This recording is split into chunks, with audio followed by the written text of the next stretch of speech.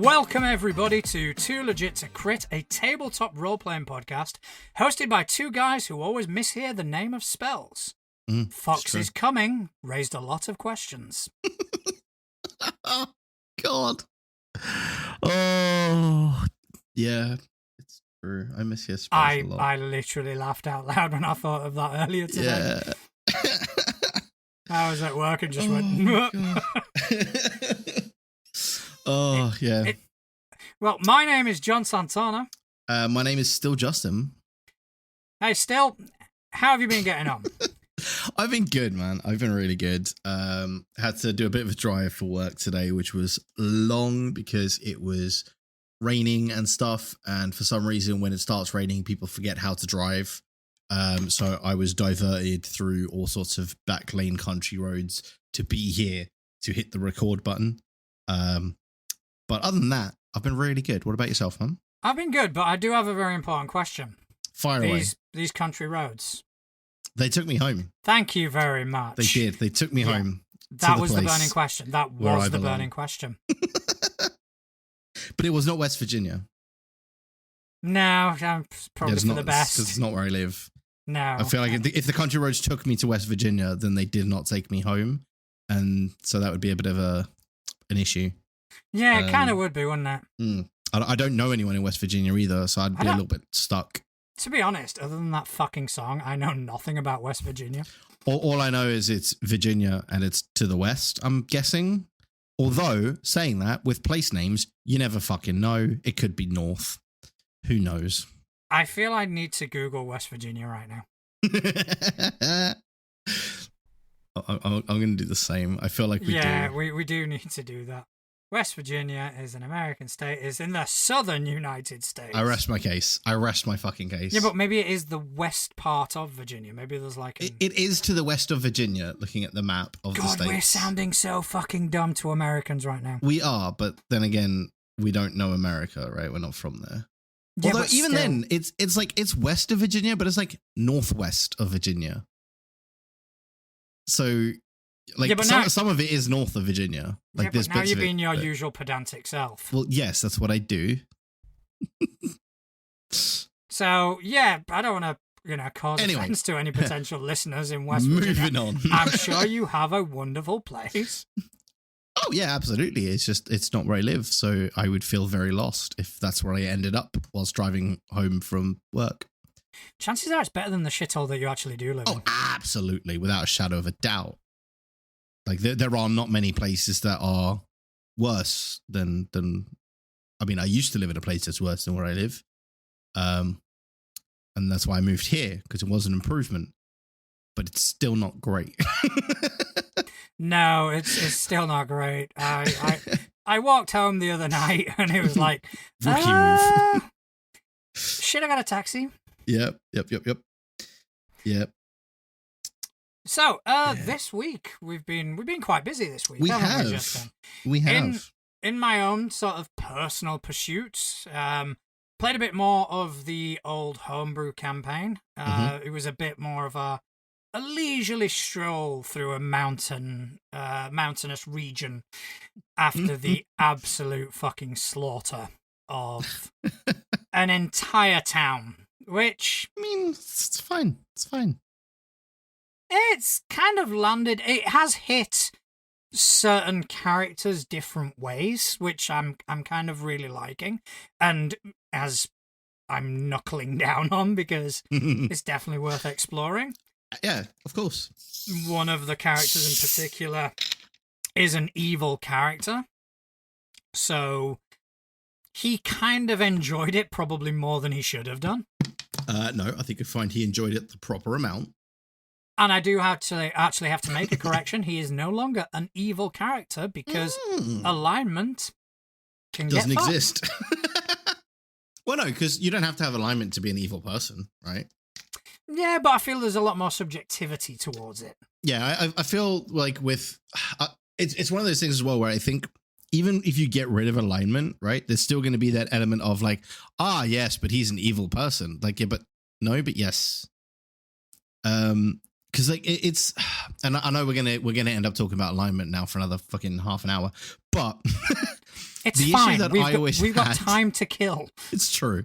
The issue I always had with like branding something as evil in air quotes, right, is it's evil from a perspective. Right? Yeah. Because they don't think they're being evil. They think they're doing the right thing. That's why they're doing it. It just so happens that society as a whole goes, no, that's fucked up. Do you realize that as you were saying that your like accent went into West Country? That's why they were doing it. And it did kind of sound like the greater good. I mean, I did watch Hot Fuzz recently, so that might be why. It really did kind of lean into West Country there for a second. It's like, oh shit, he's one of good. them. The greater good. The greater good. No luck finding them swans then.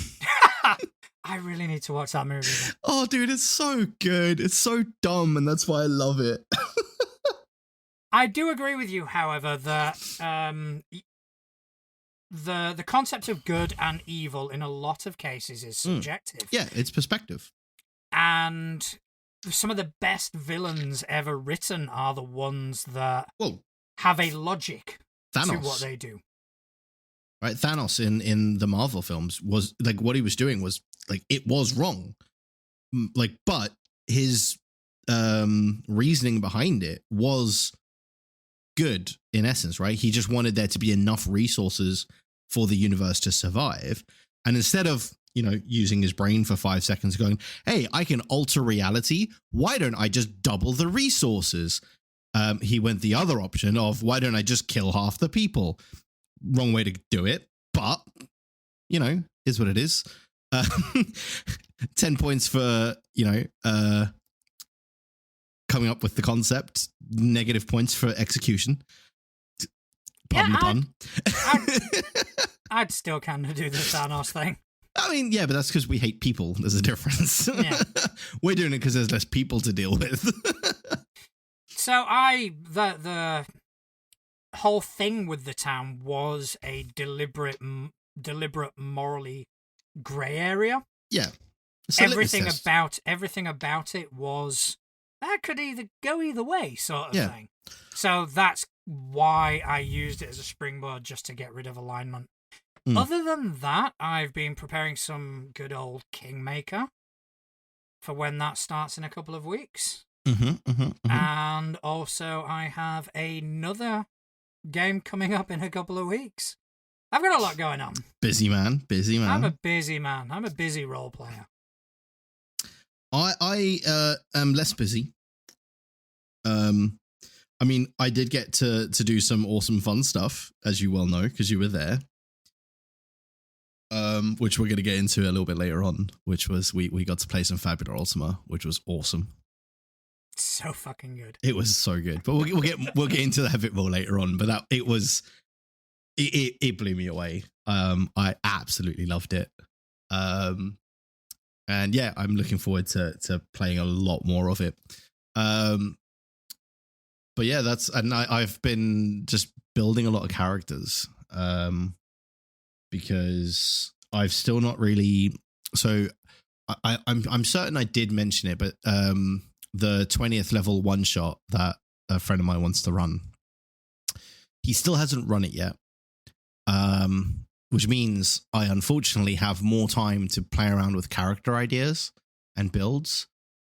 So that's pretty much what I've been doing. That's fair enough. Yeah. And I on the drive home today, I came up with something that I thought would be really, really funny for no reason other than it would just be dumb, right? And that's to take like the way a lot of people will like role play a dumb character by speaking like an idiot or like just talking really slowly or mispronouncing words or, just talking like the way a simple character would in film or anything like that, or like the way like barbarians are often portrayed with that really slow talking voice that just is a bit, that kind of thing, right? Yeah. but making the character really fucking intelligent, and he just talks like that for fun. No, that could be quite cool. So, because I was playing around with the concept of building a wizard for this thing, because obviously wizards are stupid broken. Because wizards, right? Because spellcasting. So I was toying around with this, and I was like, I don't want to play that kind of wizard who just, talks really, really well, and is very clever all the time, and is just so good at everything. Like, I'm bored of that, so I wanted to try and do something different, and I thought it'd be really funny to have a wizard who just sounds like a moron, but happens to be super intelligent. Okay, I mean, that could work. Because that's the thing, right? Wizards are book smart. But they're not necessarily. Doesn't necessarily mean he's, well spoken. He just means he reads very well. And if he spends all that time, tucked away in a library somewhere reading books, he may not have the best people skills. I'm thinking Neil from The Young Ones. Hey guys. Yeah, that kind of that's the vibe. Groovy, groovy man. Yeah, exactly that. Or maybe he just permanently talks like he's high all the time. Maybe he's high all the time. Yeah, that's it. Like, his brain is going so fast to try and slow it down. He just smokes an incomprehensible amount of the leafy products in that world. Actually, I mean, I think that concept does cater to a certain subset of the population. It does, yeah. Grateful Dead fans and whatnot. Mm-hmm.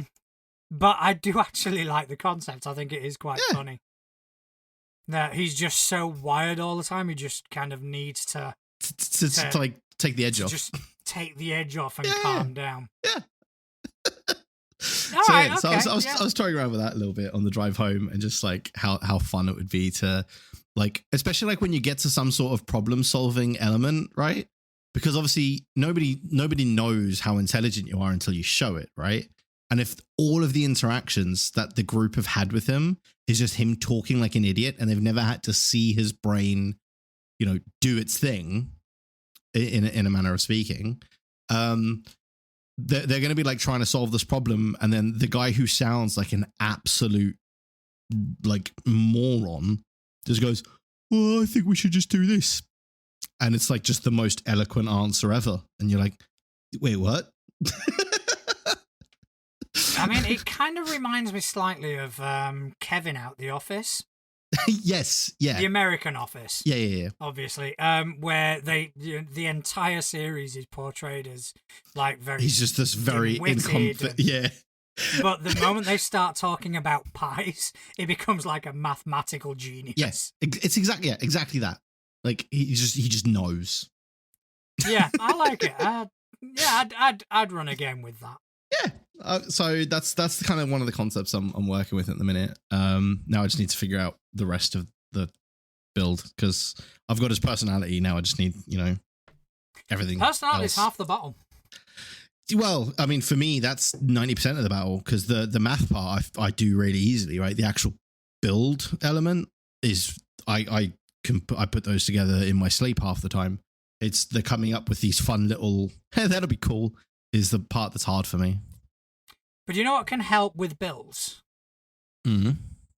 Specifically building monsters and stuff like that. Mm-hmm. Is the new book coming out. Wow. Monstrous, who has That's good. Reached its Kickstarter goal. It has officially reached its goal with 67 hours to go. It was, I think I got the email about an hour before we started recording. Mm-hmm.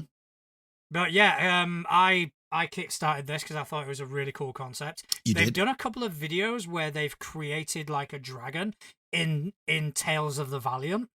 That's cool. Which is a really interesting watch, especially if, like me, you're invested in both products. Yeah. It's fuck it, let's do this.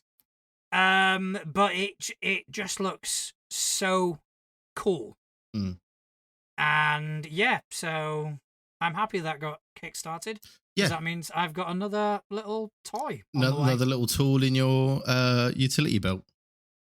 Not that I've spent any more money this past week. Of course not. No, not at all. Definitely not. That's not something we do here. We don't spend money. Anybody following on the Facebook of Mastodon will see that I caved and bought the One Ring. No, wonderful little shop in London, though. Yeah. Called Orc's Nest. Okay. I like that name. It's tabletop role-playing game and board games. Okay, I might have to pop down and check it out. Really small place, really tiny, but it's on 2 floors. And yeah, really, really cool. And I bought the book and they said, oh, just send us an email with the details and we'll send you a free PDF. That's awesome, dude. Like, that's really cool. Sweet. Yeah, man. Oh, that's really cool. I might have to pop down and check them out. Yeah, because you need to pick up... lots of things. Lord of the Rings. I need to pick up lots of things. Well, the deal is, I know. Yeah. And I get the Lord of the Rings. I am aware. Shitty system. Well, we're not going to discuss that. But speaking of money changing hands, though. Yeah, see, that was a good one. That was a good one. There may be some money changing hands very soon because Evil Genius Games have sued Netflix. Yep, I did see this. For breach of contract, breach of the implied covenant of good faith and fair dealing, and then a bunch of Latin. I'm not going to read the Latin. A bunch of Latin stuff, and declaratory relief is the final bit. Basically, because they were building a TTRPG system around Rebel Moon.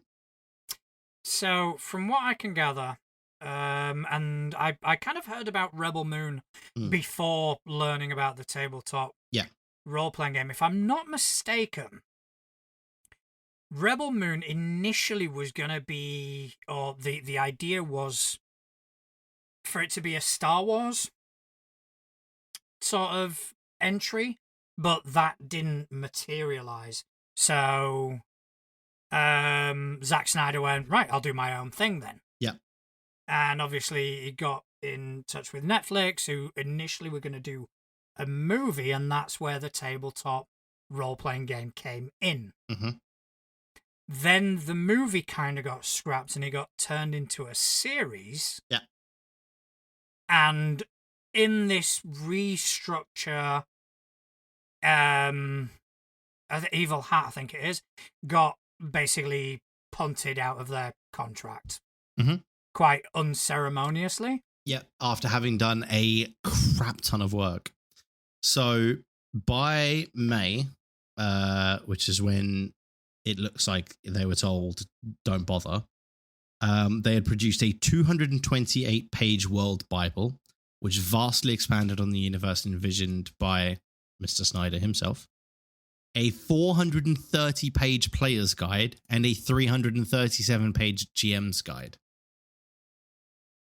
That's a big investment. That's a shit ton of work, dude. That's a huge investment. And it's I mean, don't get me wrong, Evil Hat isn't a small fish, but it's no Wizards of the Coast. No, but what that does mean, though, is they're not a small fish, which means they might have the money to actually continue to pursue this, right? Because let's be honest, that's the way companies like Netflix work. When this kind of lawsuit happens, normally the person on the other end of it just can't afford to continue the legal battle because they run out of money, and Netflix has a lot of money and a lot of lawyers, right? But this is one of those cases where, I mean, Evil Genius Games won't have the same money as Netflix because, let's be honest, not many people do. But they do have a lot, so they should be able to take this at least most of the way. And there's also something that Netflix probably hasn't taken into consideration. All of us. Yeah. Basically, it's the same thing that Wizards fucked up with. Yeah. They underestimate the community. Yeah. Oh, absolutely, they have. If the sort of Vox Popular decides that Netflix is indeed the bad guy in this, which I don't see any other way to see it. There will be a lot of support Oh, absolutely. from other companies, Mm. from users, and it'll be another boycott. Yeah. But Netflix is actually responding, isn't it? I did see something about Netflix responding to say that the reason the contract became null and void was because of some breaches in confidentiality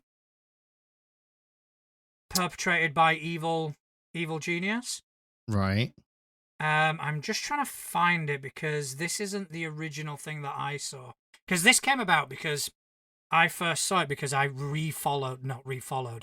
I found Linda Cordega again. I've found, so Evil Geniuses have actually put up a page documenting everything on their website. So apparently Netflix terminated the agreement on May 25th, claiming that they violated confidentiality provisions in their contract by sharing artwork at an industry trade show called Gamma Expo. This termination came as a surprise for several reasons. All artwork was sent to Netflix prior to the event for review and approval. Everything we shared was approved and documented by Netflix months earlier, and the presentation in question was a joint presentation by Evil Genius Games and Netflix staff. So it sounds like they've basically just tried to find any reason to terminate, even though they approved all the artwork. So I don't see how that could be then seen as a breach if Netflix went, yeah, that's fine. That sounds like an oversight on Netflix's side. Quite possibly. Apparently there were two instances. The first instance, which you've just mentioned. The second time was when Evil Genius Games uploaded two non-final teaser cover images onto the back end of its site for the purposes of retailer pre-order, and through administrative error, accidentally made the portal accessible to the public.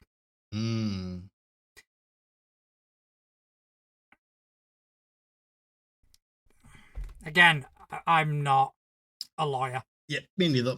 I honestly, fuck Netflix. Yeah. I hope Evil Genius gets what they deserve. Absolutely. And to be a real dick about it, I would just rename it Mebel Rune or something. Just file off the serial number and kind of go, there you go. Or, even better, with this added publicity, that might give him enough clout to actually approach LucasArts. Yeah. Or and say, Disney. That thing that was meant to be a Star Wars, but then it fell through?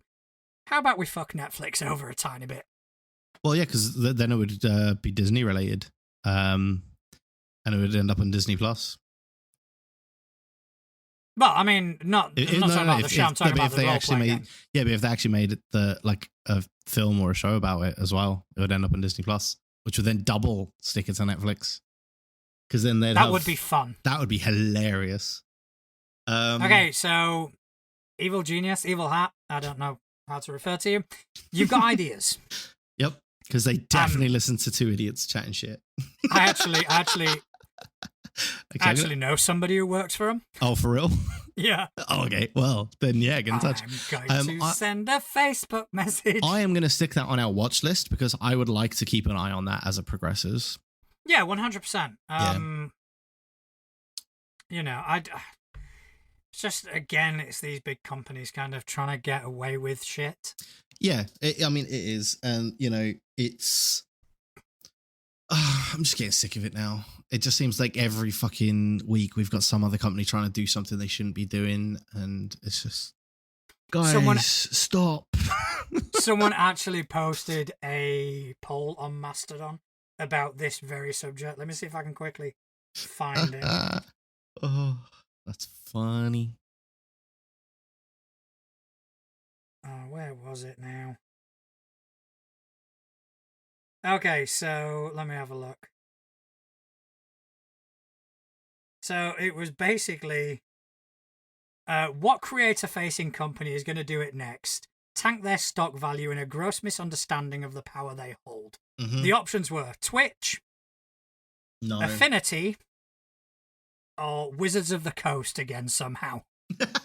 So I don't think it'll be Twitch, because Twitch is not the kind of company that would do something to like monumentally fuck themselves over. They prefer the slow bleed, which is what they've been doing for a long time now. So I don't see them doing that. I don't know. Twitch did win the poll, by the way. Yeah, but you see, that's because like people, I think they don't understand Twitch. Because honestly, I personally think the main reason Twitch is struggling and failing is because Amazon want to get rid of it. Well, I mean, a lot of the comments on here, it's like, yeah, Twitch hasn't done anything for a while. Surely it's about fucking time. Well, no, that's why. Because I reckon they haven't done anything for a while because Amazon just doesn't want it anymore. Oh, they want to kill it. I just find it funny. But yeah. So, but who'da thunk? Netflix. Yeah. Good old Netflix. Good old Netflix. To be fair, this is just another. They're even worse than Wizards at the moment, because this is like number 7 on their list of fuck ups recently. Because like they've had their password sharing crackdown, which is hilarious to me, because when they first released the product of Netflix, they're like, hey, you can share your password with people. Now they're like, don't you dare share your password with people. It's like, that was literally your advertising campaign at one point. What are you talking about? Yeah, but I wouldn't call that a fuck up. I'd just call that just a business choice, which people aren't going to quite agree with. Yeah, fuck up. So, I don't really call it a fuck up. But, I mean, I think these things do kind of make me angry. Yeah. You know, almost wrathful. Fuck you, hell. Come on, I set it up, dude. Set it up for you. Oh, no, I'm not. I refuse. Come on. I refuse. Take it. I refuse. This is Take not a it, righteous use of a... Oh, I feel dirty for doing that. Oh, God, but doesn't it feel so right? Oh, Wrath of the Righteous DLC. This new DLC. So, yeah, this is only tangential to our brand, but Wrath of the Righteous, the hugely popular Pathfinder video game, has released some DLC titled The Lord of Will be Nothing. Releasing some DLC. Will be releasing some DLC. November 21st. Fair enough. I've never played Wrath of the Righteous. I have played Kingmaker. Good bit of fun, but I don't really have time to invest in video games anymore. So, yeah, it's probably going to sail straight by me. Yeah, to be fair. By the looks of it, it's going to be continuing the storyline of the game. So your character will continue from the end of the last DLC, or you can create a new character to play the new DLC, but it'll work either way. They're adding like new spells, new like feats and stuff like that. So it's a bit like, you know, any AP that would come out for an actual TTRPG game. It's just an expansion to the world that exists. That's fair. And again, it's been a hugely popular one. So I may pick it up one day. I've always been interested in the Wrath of the Righteous adventure path. Yep. But I do not want to run it. Because for the tabletop, it used Pathfinder's Mythic rules. You had a bad experience with Mythic, didn't you? Everybody had a bad experience with Mythic. It was it broke the system. I didn't. You never did. I left by that point. So you'd have loved it because, you know, Mythic broke Pathfinder. I mean, I'd already broken Pathfinder by that point. No, but this is like beyond anything. Super broken. Yeah, just the shit you could do on Mythic was just absolutely ridiculous. I mean, didn't Chris have like 5,000 shots with his bow at one point? Or like near Something enough. Fucking stupid. Like he would just sit and roll dice like the entire combat and still not have finished his attacks for the next round by the time I got back around to him. With Mythic, my deception, or bluff as it was in Pathfinder First Edition, I think without rolling a dice was 40. And using a couple of things, I could get it up into the 60s to 70s. That's insane. Yeah, when I say it broke the system, I'm not joking. Yeah, okay. That's dumb. But apparently it's something that they kind of did fix in the video game. So I think they just obviously made the game a lot more balanced. Yeah, I think as well. Like if you're building a game around that, it's easier to balance than if you just kind of get there. If you know what I mean. Yeah. Especially like video game world as well, because everything's kind of hard locked. So you can it's a lot easier to limit the interactions of things that are like rules as written. This is really broken in like an actual like TTRPG, right? Because there are a lot of interactions like in 5e, for example, where rules as written, it creates dumb shit. But realistically, any GM's going to look at that and go, no. But also the advantage of a video game is you can just you can just dispose of the elements that are broken. Exactly, yeah. Exactly. You know, this is something that's going to ruin my game. Nope. And that's it, you know. Yeah, no, exactly that. I mean, it's, yeah. It's a lot easier. If you're into video games and if you're into Pathfinder, definitely pick it up because I'm sure it's going to be a great fucking time. Mm-hmm. Just a quick thing on Paizo. Yep. Starfinder Enhanced is coming out soon. Yes. Which I would argue, bit of a moot point at this time. Yeah, because they've got 2E coming out soon, haven't they? They've got a second edition coming out in about a year and a bit. Yeah. So, okay, fair enough. They've probably already had the book in mind. Yeah. Before they decided to step away from the OGL, which is what has been the reason behind the push for 2E. Yeah. Yeah, it's gonna like coincide with Pathfinder 2E, which is a great system and all that. But they wouldn't have done it so early had they not have wanted to get away from the OGL. Yeah, absolutely. I mean, looking at like the release about it, right? It's a 192-page book. So yeah, it's absolutely plausible that they were working on this before all the OGL stuff happened, right? Yeah, I mean the announcement came. I mean, I don't know about before the OGL stuff, but definitely around before that sort of time. Yeah. Starfinder Second Edition was announced. They had already announced Enhanced. It was going to be Starfinder's version of Pathfinder Unchained, which brought updates to a bunch of classes, made them really cool, unbroke other classes. So I'm gonna, yeah, dude, because the not Unchained summoner was so fucking broke. I don't know what you're talking about. You never witnessed my summoner, did you? I built one. I know how dumb they were. They were fantastic. And when my Eidolon wasn't working, it's like, right, dismiss you and fucking Rush. I think that when I built a summoner for Pathfinder was the point I was like, no, I can't. There's too much unbalance in this game. I can't play it.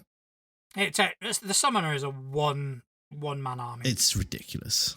However, in second edition, it has been fixed. It's a really cool class. That's cool.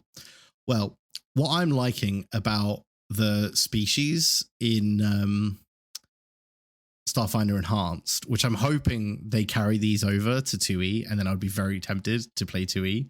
One of them is basically the Starfinder equivalent to Ewoks. I know, I did see that. And I'm all for that because let's be honest, the Ewoks were the greatest characters in any of the Star Wars films ever, and I will fight anyone who disagrees.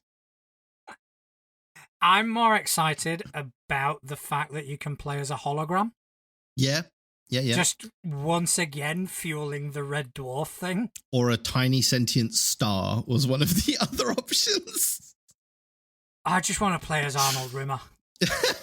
I just want to play as Arnold Rimmer, who failed his entry to the Space Corps 9 times. I'm not gonna lie. Some of the other races that they've released in this book, one of them is also like a cat race. There you go. There you go. So this is basically Red Dwarf for Starfinder. We can do a Red Dwarf campaign. We absolutely can. Yeah, because you've got the AI core. Androids already exist. Yeah, they already exist. Humans, obviously, yeah. And then obviously the cat race. Yeah, the cat race. And now the hologram. Yep.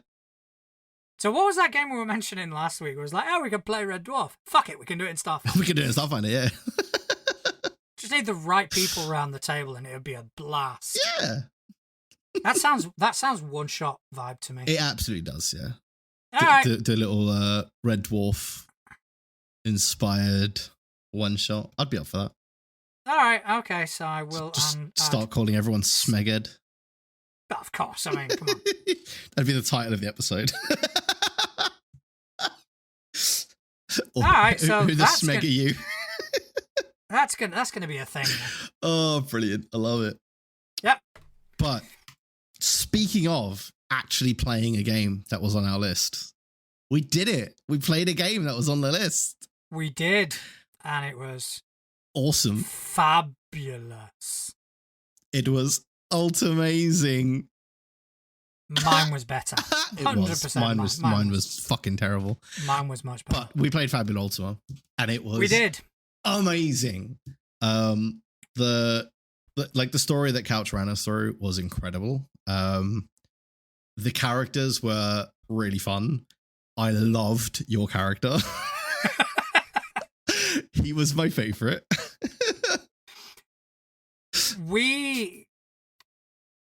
Ever since we mentioned it on the show, with Couch, he was taken by it. He bought the book shortly after, and for the past few weeks, it's been like, okay, we need to run this. So we finally set a date, and there were 4 of us. There was Justin, myself, 2 friends, and Couch. Yep.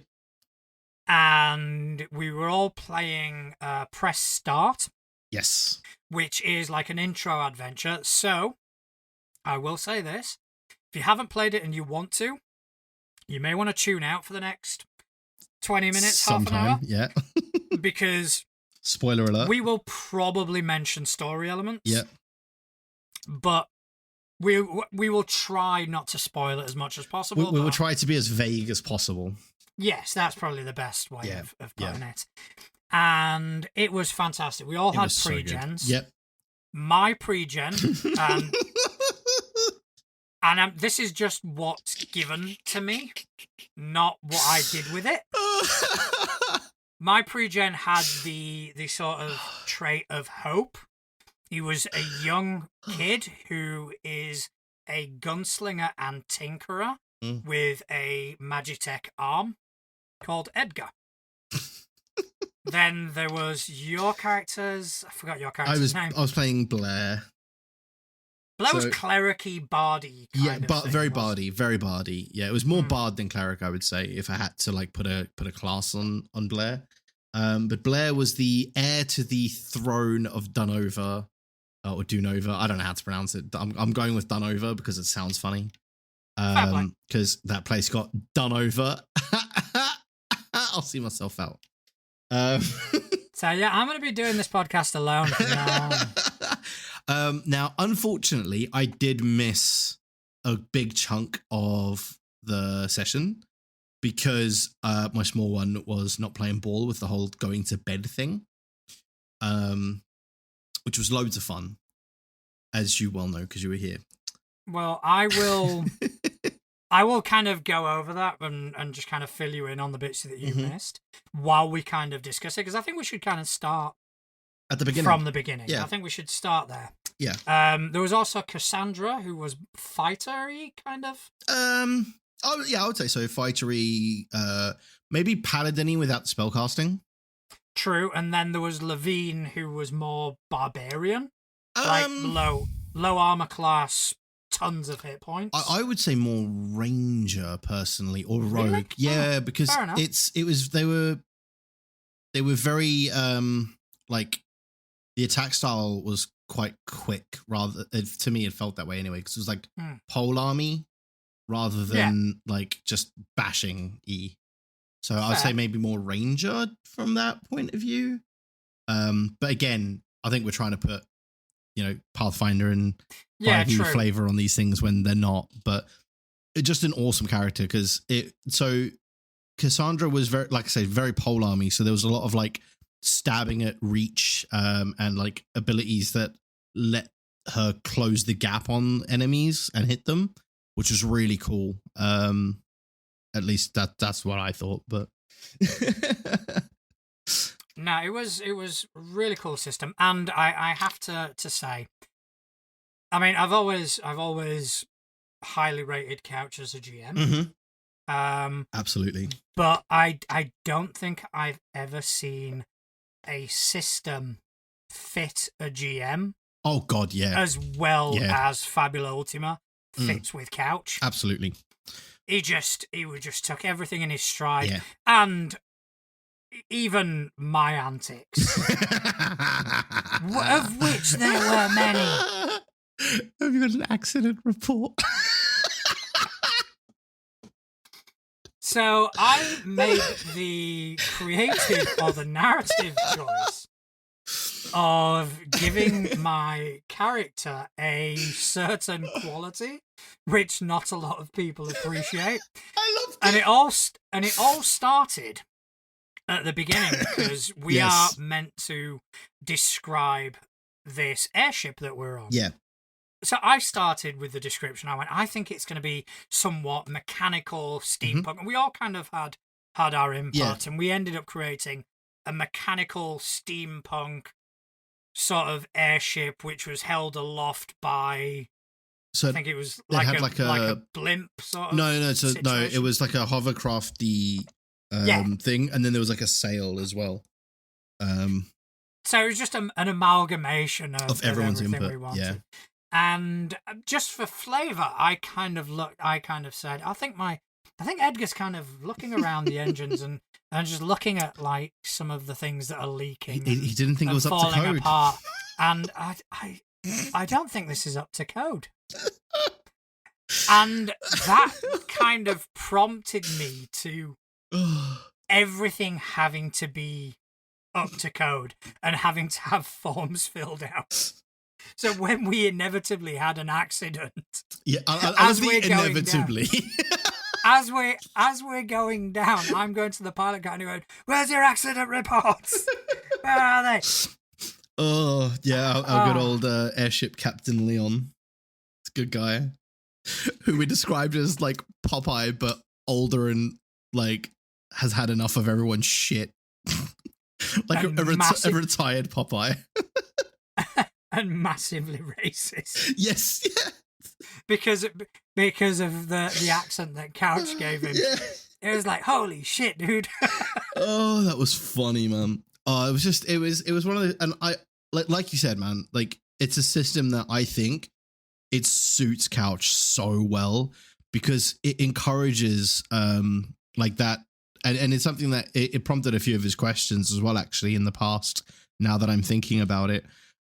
Was the like collaborative world building, right? Because the way that system is designed is to get input from the players at the table to build what they're standing on, right? Like that whole airship building thing, that's part of the system. That wasn't just a thing that Couch decided to do.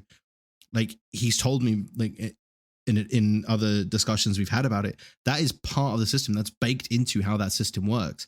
But it also just happens to be, as you know, how Couch runs a game. He takes all of that input and he turns that into the scene. And Fabula Ultima, that's a mechanic. That's part of the game. Yeah, and it does really fit. And when you were dealing with your daughter and whatnot, we did some of like the background sort of stuff. So Couch essentially asked us questions about our characters. So what we knew about Edgar, for example, he had a Magitech arm, and he was from Pemble. Yes. And one of the questions was, there was something bad happened to you. Mm. What was it, and why did you leave Pemble? So what I did is I got the whole accident report thing, and my whole thing was, he was in Pemble and there was either a factory or some sort of big industrial sort of element to it, which Edgar, from very early on, realised was not up to code.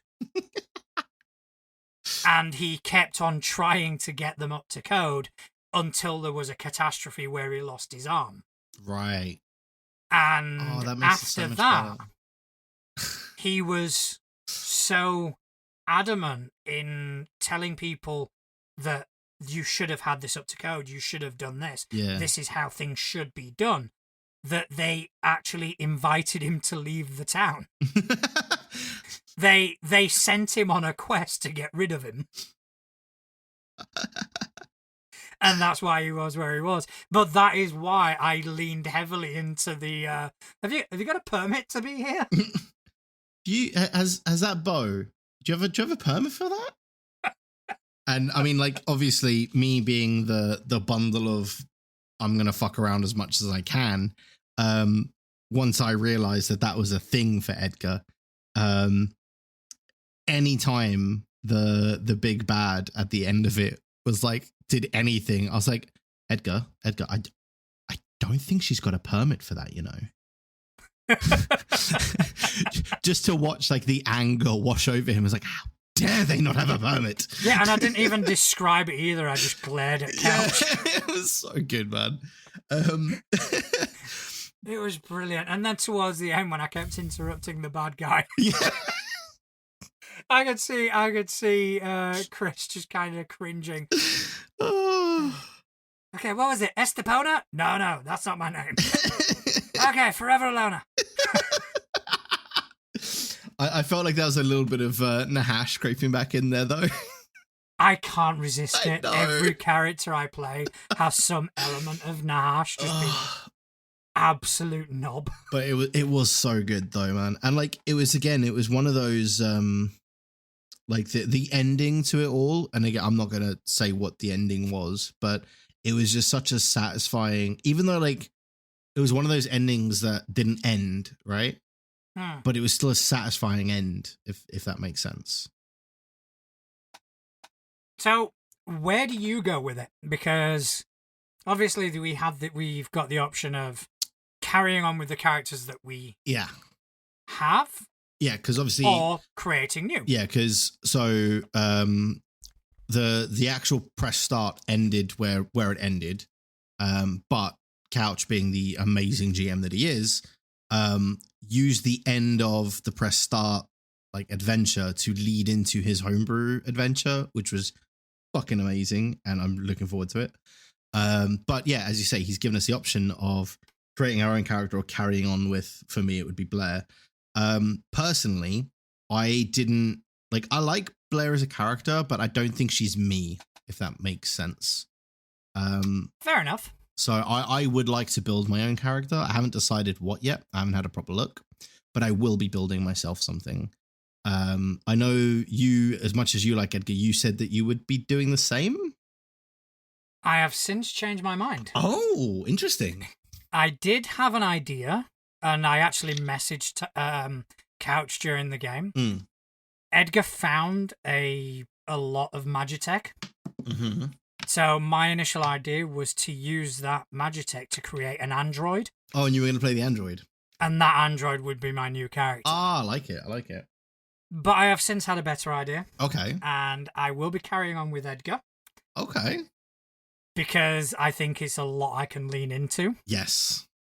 And I think I've already established him as that guy. Yep, he's definitely that guy. He's absolutely that guy. So I'm going to lean into that heavily, obviously. So I'm going to carry on with Edgar, and I do have a project. I've already communicated that to Couch. He's going to look into seeing how we can accomplish it. Okay. So that's going to be interesting. But the system itself, it's so good, man. It's so rare for me in particular to try something new like that and not have to. I mean, you've seen what I'm like, right? When I look at a new system, the first thing I do is I go through like the entire rule book. Like, how does the math work? How do the mechanics work? How does that work? I never once had to even think about it with Fabula Ultima. It just made sense. Very streamlined, very straightforward. It's brilliant. It's so good. your competency in abilities are based off of dice size. Yeah. So the better you are at something, the bigger your larger dice. the dice size. And you always have to roll 2 dice. Yeah. So even if it's a straight like insight check, it's 2 dice. 2 insight dice. So if you've got a D10 insight, you roll 2 D10s. However, if it's something that, and it kind of reminded me to a certain degree of Bind. Yes, it did actually a little bit. Where everything is a combination. Yeah. So, like, for example, Edgar's attack, I think it was dexterity and insight. So I roll my D10. Was it D10 for dexterity? Yeah. And my D8 for insight. Yeah. And that you have to beat your target number, obviously. Yeah. If you get both numbers over 6 and both matching numbers over 6, it is a crit. And obviously matching ones is a crit fumble. fail. Although I didn't have a single fumble. You did not. You actually rolled pretty well. I did. It was amazing. The worst roll of the night was one of my daughter's rolls, which is unusual. She normally rolls really well. But yeah, it was weird for me. I was very confused. And also what I did like was how they have actually emulated things like Final Fantasy in the combat. Yes. Yeah. The way initiative works. I really liked it. I did lose track a few times, but I think that was more just me. Because everybody else seemed to be keeping track. I was losing track. And I think that's partially because where I had that step out, I was trying to catch up with my character sheet and stuff as well. So I think I just wasn't fully focused, if that makes sense, on things. Yeah, it makes sense. I was missing bits. But the way the combat works is really cool. So you group roll for initiative. And then it just alternates between players, DM, until you reach the end of however many bad guys or the end of players. And then you just take turns. But it's also, I like that it's not like, oh, I've got a really high dexterity, so I go first every time. You can change the order of when you guys when players take their turns, and it lets you strategize. And I really like that. Which is exactly how it works in Final Fantasy. Yeah, exactly. Yeah. The player has his turn. Yeah. But in Fabula Ultima, the player is the group of players. Yes. So the party has their turn. its turn. Yeah. The monsters have their turn. Yeah. And it is 1 for 1. Yeah. Okay, someone from the party, who's going? Oh, well, I want to do this. Why don't you go first, sort of thing. And you kind of create that sort of strategy between yourselves. It's like, okay, so I'm guarding, so I'm going to stay guarding, so the benefits lasts for a longer period of time. Yeah. And it is a really sort of strategic sort of focus. Yeah. And I think that's, for me, I think that's part of why I loved it so much, is because I didn't have to go looking for places to be strategic, which is part of the reason that I build these like stupid characters in 5e and Pathfinder and stuff, right? Is I'm looking for places to apply a little bit of strategy to a thing to make it work better and stuff like that. But in Fabula Ultima, it's just baked into how combat works. It is a strategy element of the game. You have to decide what the best order of doing things is going to be. And sometimes that doesn't work out. Like when I decided to go ahead of Chris to guard him so that he could attack freely, only to find out that that wouldn't help. And then I got knocked the fuck out. But had it worked, it would have been a really cool strategy that would have, been really good for us. But it turns out that it was not a good idea. No, it was an amazing system. It was. And can't wait for Couch to run some more. Absolutely. And I think we're all kind of in the same frame of mind. Yeah. You told me about the other player who's bought the book. Yeah, he messaged me the next day, like, guess what I bought? Yeah, I bought the PDF as well. Yeah. I know someone else. We've all kind of played it and gone, yes. holy fuck, that was good. Exactly that. I think I'm the only one that was at the table that has not bought a copy, and that's because I only just got paid. It's actually quite reasonable. I think the PDF's 14 quid from Modifius. That's not bad. I would buy the hard copy though. Yeah, I'll send you a link to it. Yeah. No, I would appreciate it.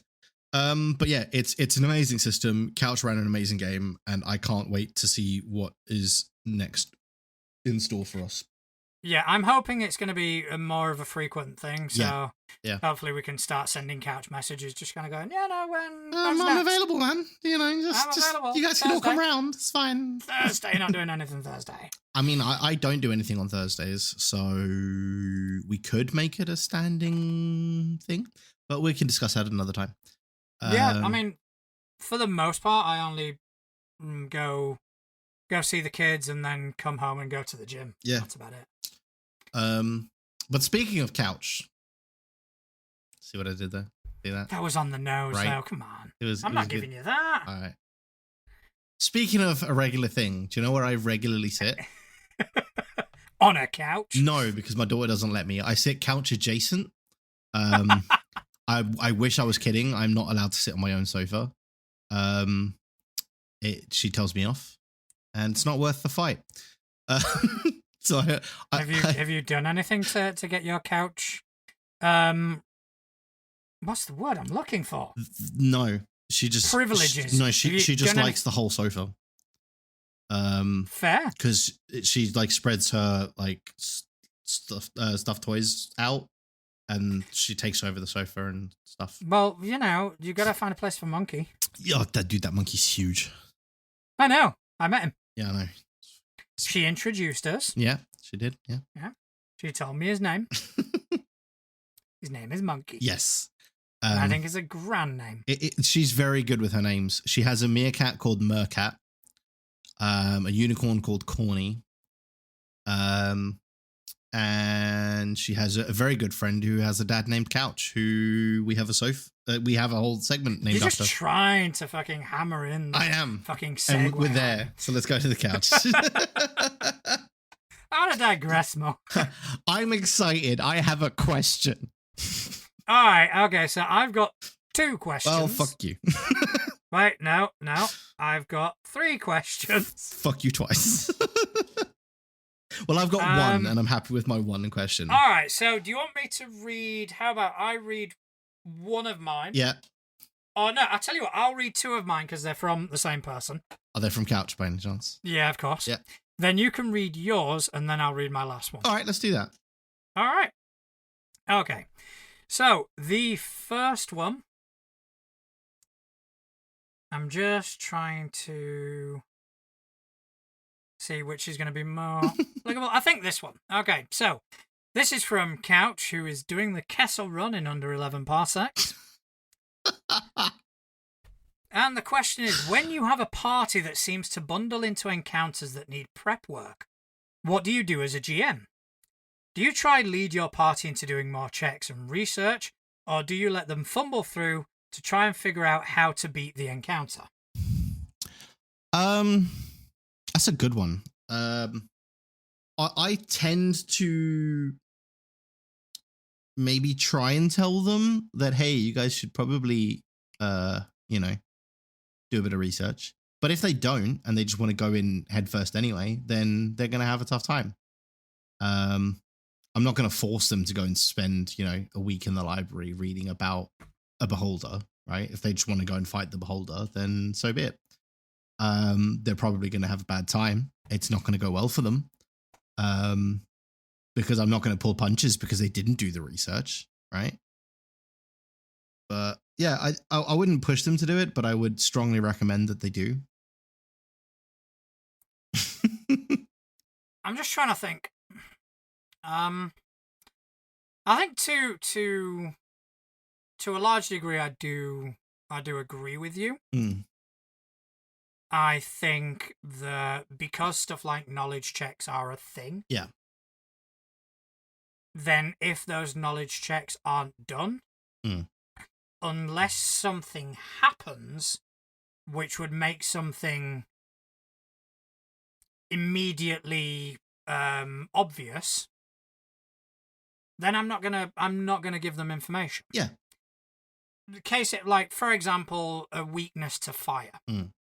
All right, they don't do a knowledge checks, and they are just attacking it, and then all of a sudden someone goes ahead and does a fire spell. Yeah. That's when I'll kind of go, you get the impression that it's been hurt a bit more by that. So something like Couch was doing with the because my spell dealt light damage, right?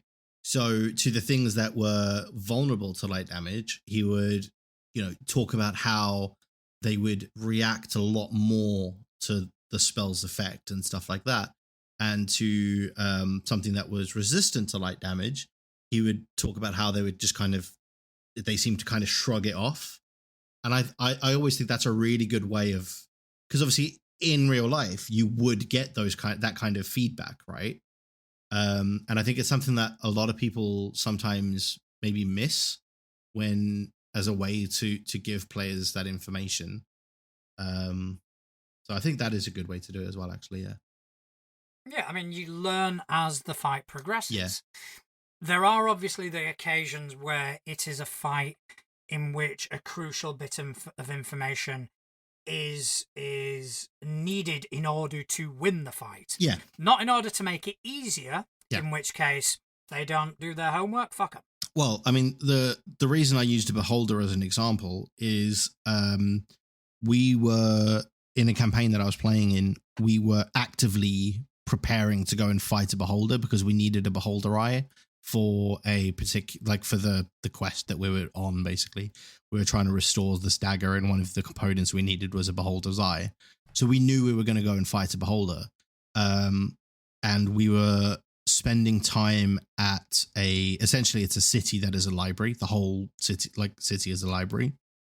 So I spent the entire time we were in this library city researching beholders to try and come up with a tactic to defeat it, right? Because beholders are nothing, they're not something to sneeze at. They're a pretty tough thing to fight, especially if you've never fought one before, which none of our characters had, right? And they're kind of the stuff of legend, beholders. So I spent a good portion of time researching a strategy to fight one. Now, I had a strategy in mind as a player, but obviously my character doesn't. So I also kind of took that as a way to take what was in my head and put it in character knowledge, because, the guy's just spent a week trying to come up with this tactic.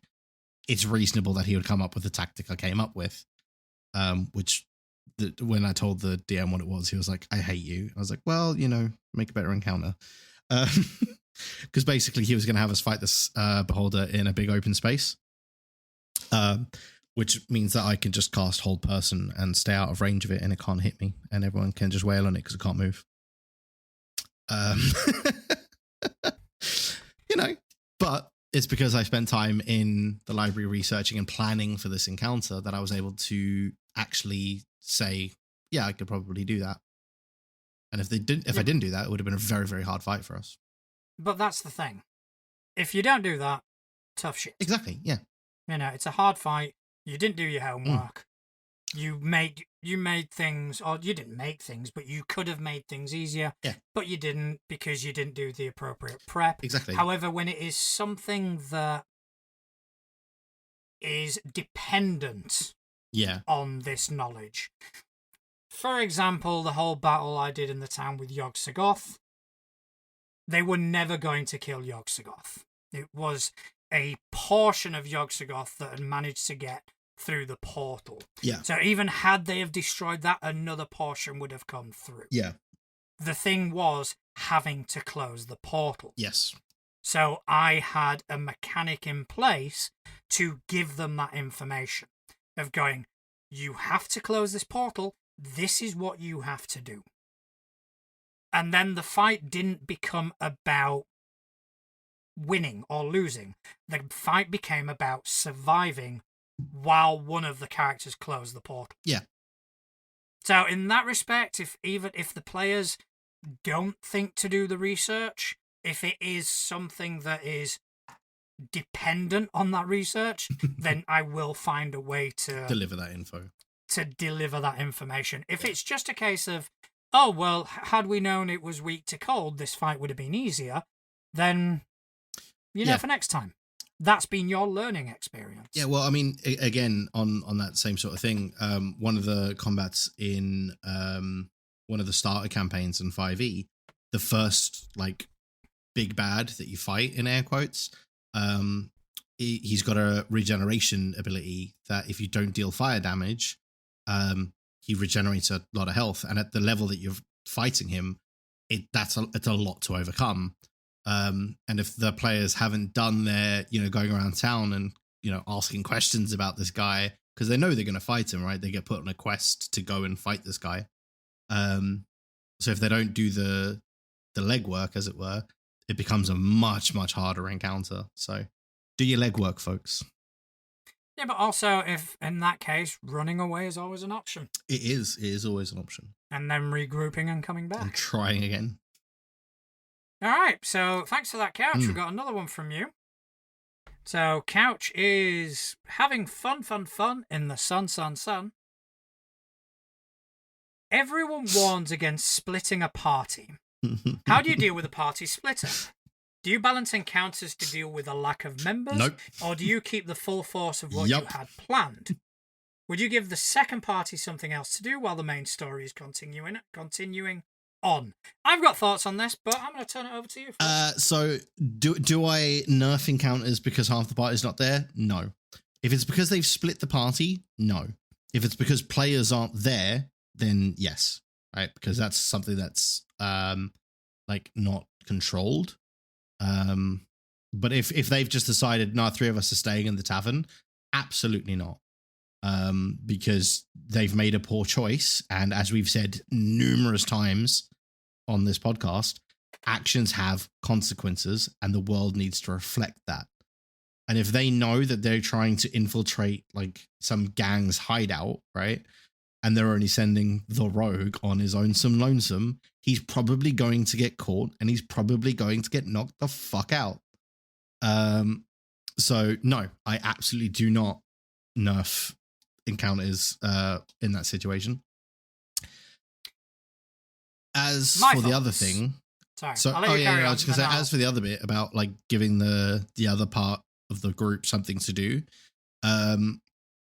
if they're splitting the party for whatever reason, I'll find out why they want to split the party, and then if it's like, oh, we want to go do research, then I basically just role play out them doing research or whatever while somebody else is investigating or whatever the situation is. But the situation is always going to be different, right? So it depends what they split off to do. But yeah, it depends really on that. Well, I'm going to start by saying I absolutely fucking hate the whole don't split the party mantra. Yep. I think it's fucking ridiculous. There's a time and a place for it. And here's why. People take it too literally. Yeah. You got to think, you've got to role play when you're role playing. So you've got to put yourself in a position. You've got to put yourself in the position of your character who is in a dungeon. Let's start there. We are in a dungeon and there are 2 forks. So some of us go left, some of us go right. No, you fucking wouldn't, because it's common sense. Yeah. Guys, let's stick together. It's safer in numbers. Yeah. All right. If they decide to split the party then, and I've got 2 encounters in each room, those encounters are static. They are not changing. All right. However, in a city, doing investigation. Yeah, I chose a poor example one of them, there. when somebody goes, oh, can we go and speak to the mayor? And another person goes, okay, I want to go speak to this barmaid who was a witness. And another player goes, there was that little street urchin that I just kind of felt might know something. Or then all of a sudden you got the fourth person that goes, no, don't split the party. So then what you've got is a series of scenes where 4 fucking people are going to talk to one go person. Go and accost a mayor, a barmaid, and a street urchin. Yeah. Which takes them an entire fucking day. It's also like a lot more intimidating, right? Because let's say like that little street urchin, Because keep in mind, right? A good DM is going to role play that NPC as that NPC. So if you've got like, the rogue who's got, quick on their feet, good like talking skills, unlike me who is stumbling over their words today for some reason, that goes and talks to this little kid who's, also, from they grew up on the streets together, they've got a bit of commonality and stuff like that. A lot more likely to get that information out of the kid than a group of 4 adventurers who come up, one of whom might be like a paladin or a cleric, right? Wearing this big gleaming, shining armor going, "You child, what did you see?" The child's going, "Oh, fuck off." It's just absolute horseshit. Yeah.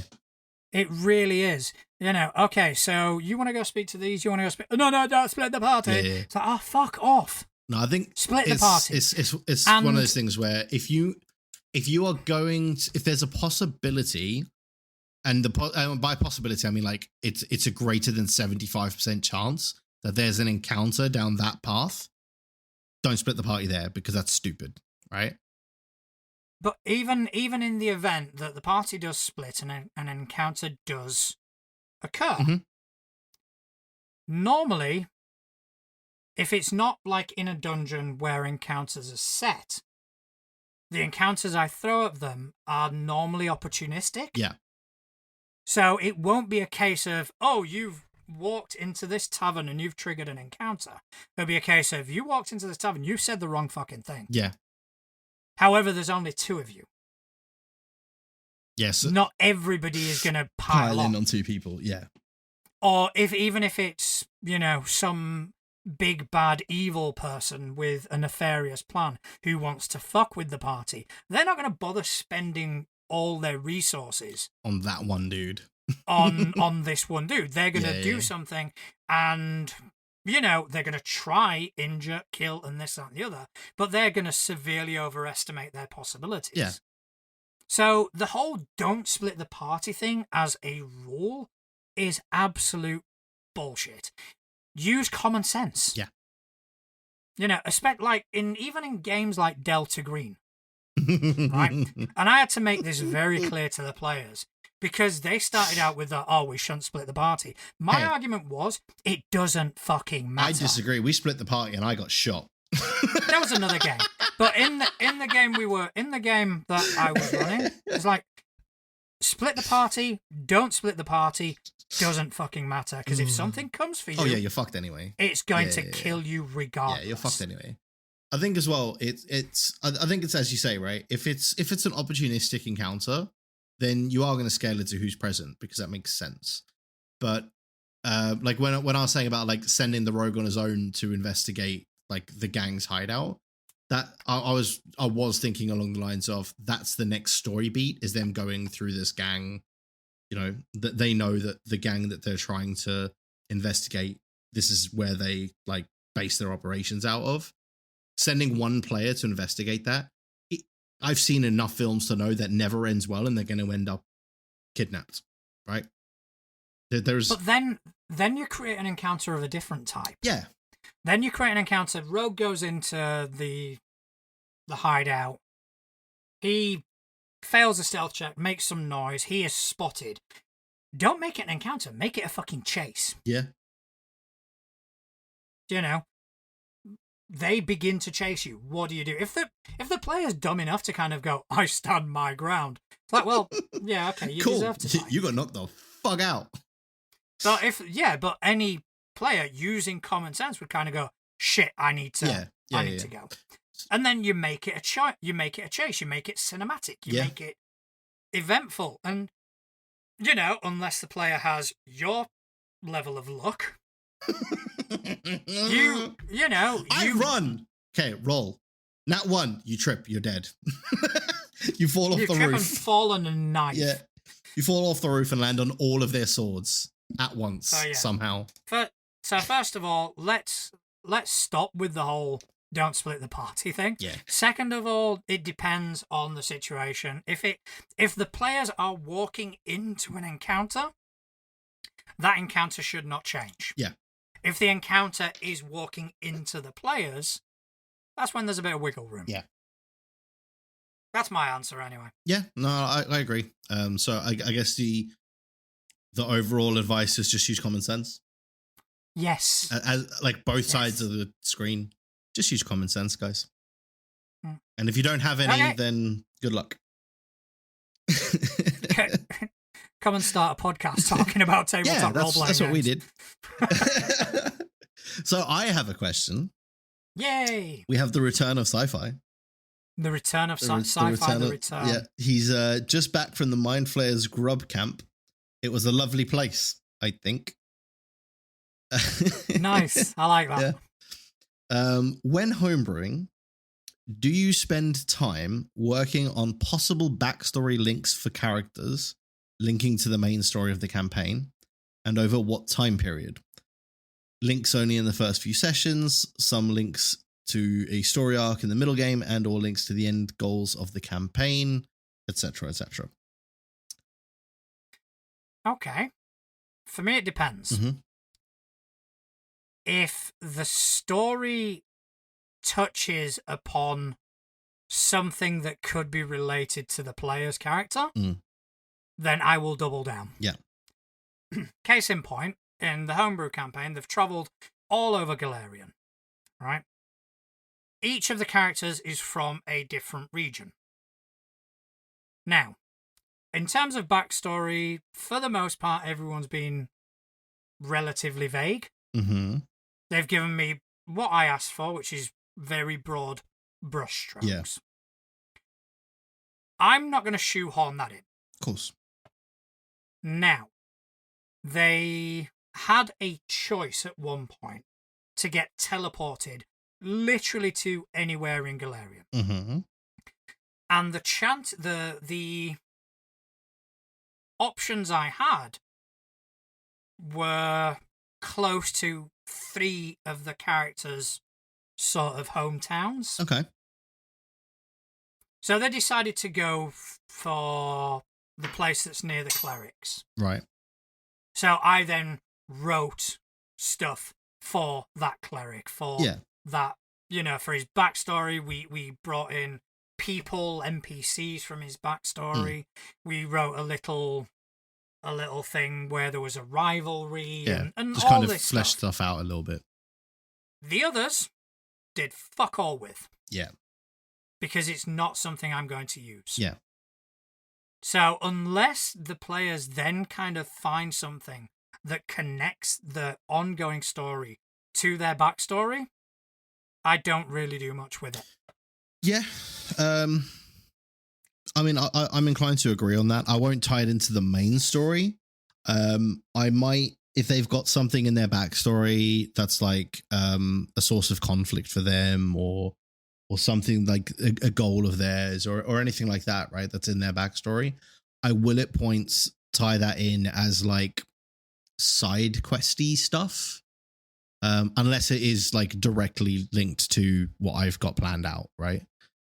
Same sort of thing as you. Like if it happens to coincide that what they've written down is something that I've got written down as well, happy fucking days.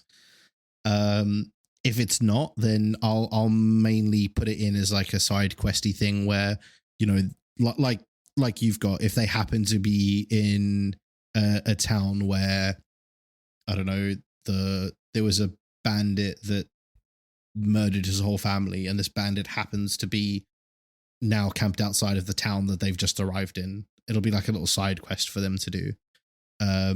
But it's never going to be main story arc or anything like that. Unless it just happens that way. But yeah.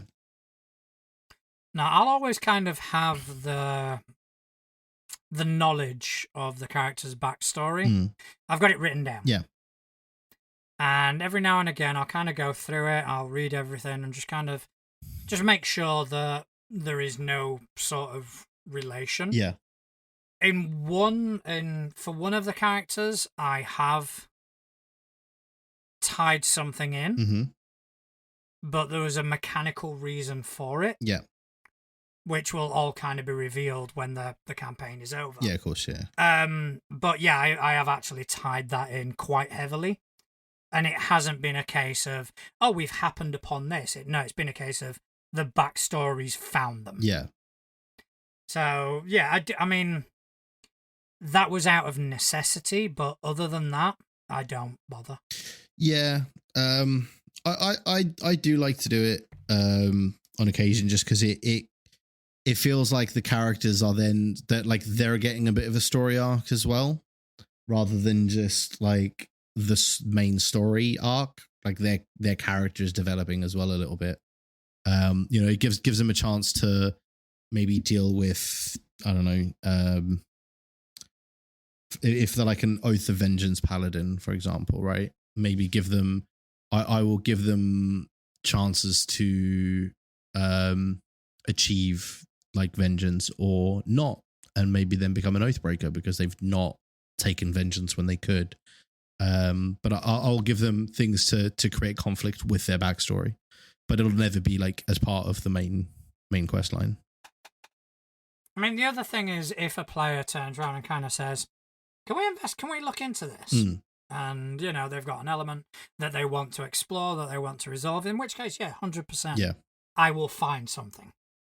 I will find a hook, or I will find something that ties in. But for the most part, unless it happens organically, then it's not something I push to accomplish because it does feel shoehorned in at times. Yeah. But yeah, that was a good question. I've missed sci-fi. Was a good question. All right, so I've got one more question. Fire away. Got a question from... You ready for this? Yep. A new question. Wait. Someone new. A new person? A new person? A new individual? Interesting. This is a local store for local people. It is definitely not. Anybody is allowed to send us a question at any time. Just to clarify, that was a joke. We didn't mean it. Send us questions. Yeah, please do. We can't rely on our wit for an hour and a half straight. We struggle. We do need input. We do. Okay, so this question comes from the Wrist Bandit, who is on most people's wrist. And the question is, do you think a smartwatch could be used to help play tabletop role-playing games? And what functionality would you use to help the game develop? Ooh. On another note, do you think technology will ever replace the feel of being around a table face-to-face playing games? Okay, so to answer the second part of that question, no. Not for me personally.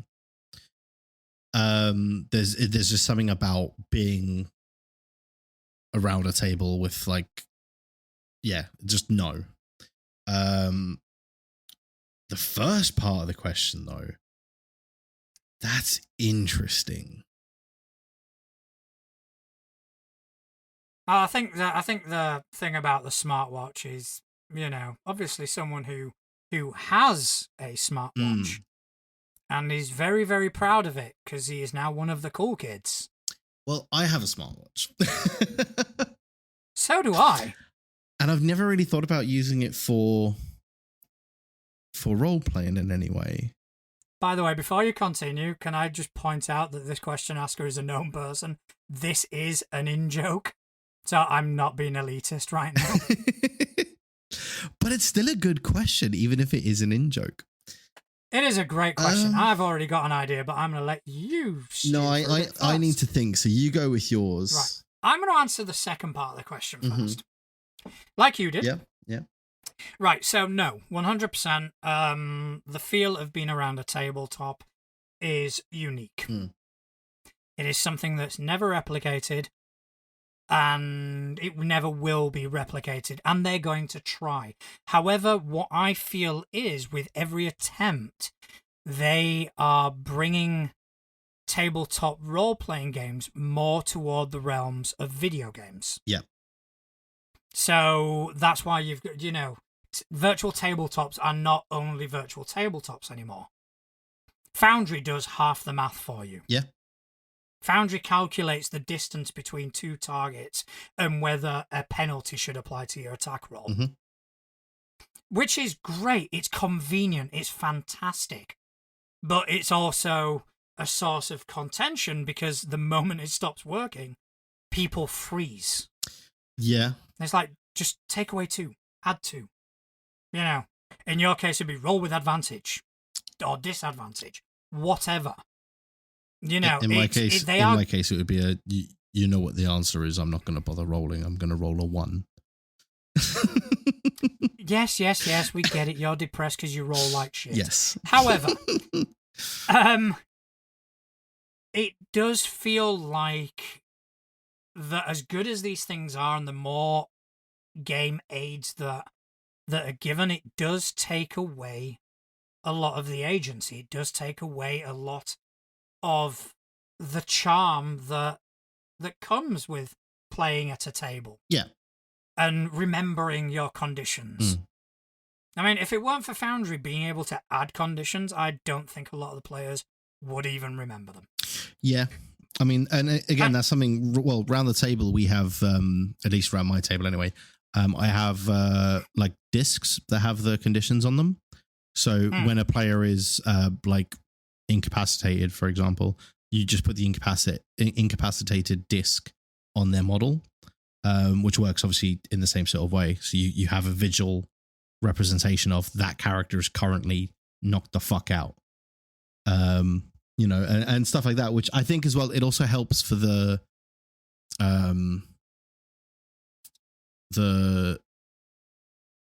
what's the word I'm looking for? I guess, yeah, the visual as a player when you're looking at the battlefield in front of you and going, oh shit, that guy is currently frightened and running away. I don't need to worry about him because you can see the status effect on him, because obviously in a real setting, right? If it was you were actually in this battle, you would be able to see that particular goblin is currently shitting himself and running in the opposite direction. Whereas on a tabletop map with just like a mini or a model, or even on like Foundry, for example, if you can't see the, you know, currently shitting a brick status on that particular enemy. Yeah, but you can though. Yeah, no, I'm just saying if you couldn't, right? It would be hard to tell just by looking at the model, because you would have to make sure that you then have your model alignment always correct, like, and not alignment as in neutral or good or whatever. I mean, alignment as in which direction they're facing, just to clarify. Or the GM could just remember shit. But it's not just about the GM remembering, though, because it's also about the players looking at it and going, well, because again, in real life, you would be able to look, like if you're engaged. I mean, we used to work in nightclubs, right? We've seen enough fights kicking off. You can always tell who the guy that was shitting a brick was, because he was the one walking away whilst trying to still give it large, right? But the thing is, we're not trying to replicate real life. It's a game. Yeah. We don't need to see that. We don't necessarily need to see these things. This game has been played with paper and pen. Yeah. It doesn't. I mean, even as good as game aids and support is, it's not 100% necessary to play around a table. It's not even necessary to play online with.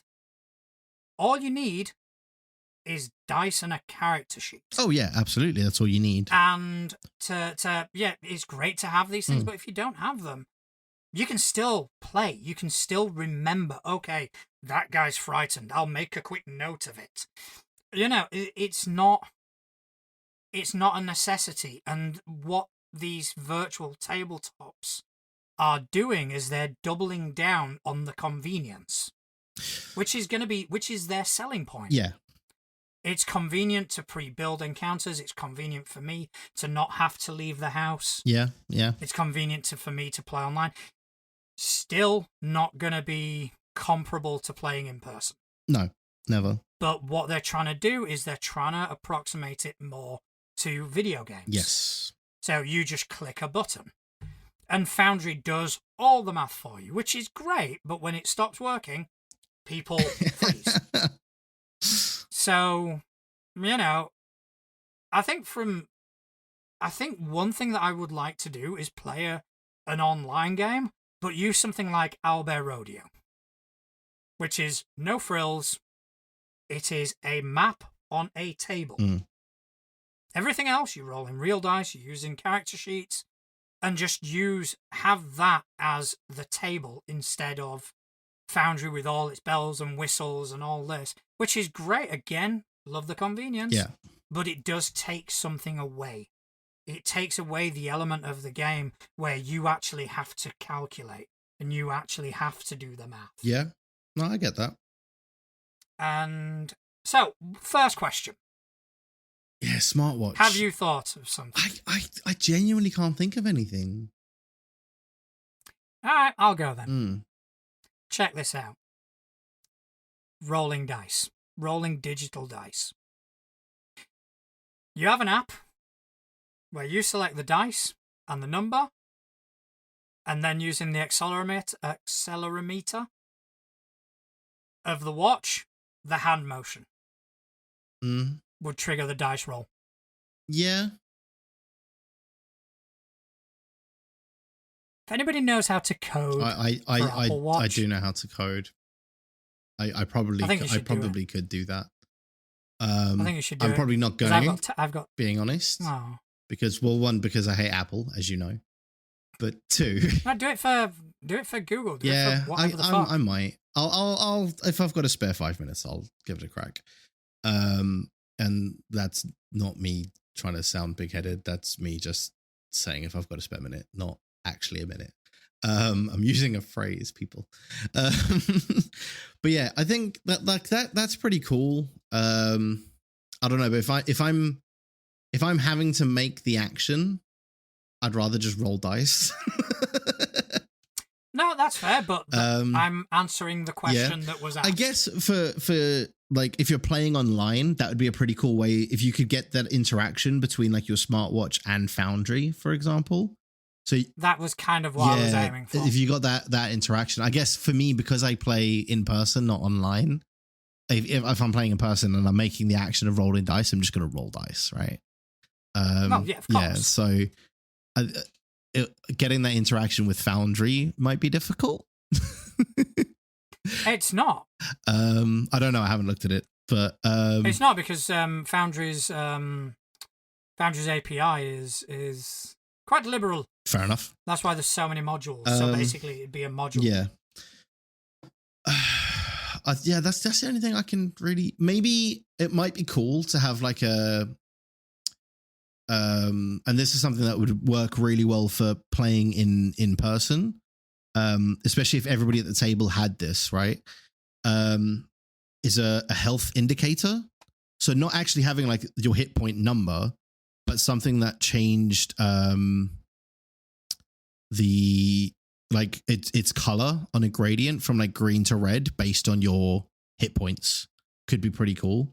Because again, you know, if you're in a battlefield situation, and you can see that one of your, you know, party members is not looking good because at a quick glance at across the table, you can see that his watch is currently orange, right, instead of green. It would prompt you without even having to say what's everyone's hit points, because you know what I mean. Like that kind of breaks immersion a little bit. Just halfway through a big like battle going, everyone good for hit points? Or if you had some kind of indicator for that could be pretty cool, I guess. It would be very easy to code. Yeah, no, I do agree, but that would have to be tied to do it properly. That would have to be tied to a digital character sheet. So to save you having to not necessarily to input it twice, because it would be on your phone, right? So you just wouldn't have to track your HP on your paper sheet if you had just like so you get like a life point counter for things like Magic the Gathering and Yu-Gi-Oh, like card games, stuff like that, right? That use life points. So you would have a similar sort of thing where you could just put in what your hit points are, and then when you take damage, you just subtract it from that. Or likewise, you could use it for like D&D Beyond if you could get it to integrate with the hit points on there and then have it all in one place. If you could get that API, I don't know how open D&D Beyond is, but then it would be like it would become locked to that framework. But having it as a standalone app where you just put in your hit points and you deduct it would be a very, very easy thing to code. And then you wouldn't necessarily have to track your hit points on your character sheet, for example. You would just do it through this app. Well, one thing I know, it is great having a smartwatch. It is. I love my smartwatch. So thank you to that question asker. Also, thank you to Couch and Sci-Fi Yes. for some fantastic questions. Thanks to you once again for spending some time with me this evening. Do you want to talk to the people and tell them where they can find you? Sure. You can find me on most socials at Justin Accurate TV. And I do also stream over on Twitch. So you can find me over there, Justin Accurate TV on Twitch as well. Yeah. As for me, you can find me on Mastodon at Natural Juan. I'm also now on Threads, Blue Sky, and Instagram as Too Legit to Crit. So if you ever want to hit us up. We also have our Facebook page. Yes. Which you're more than welcome to join and come and chat to us and, you know, tell us how much you hate us. It's fine. We're used to it. I'm very used to it. And other than that, if you like what you hear, do not hesitate to kind of give us a good rating on your podcatcher of choice and talk to your friends about us. And, you know, hopefully we can grow this amazing community that's shown us so much kindness and warmth in the past few months that we've been doing this. So, most importantly, thank you to everyone who's taken time out of their busy days to listen to two idiots waffle on about role-playing games. Thank you very much. Good night. Bye, everybody.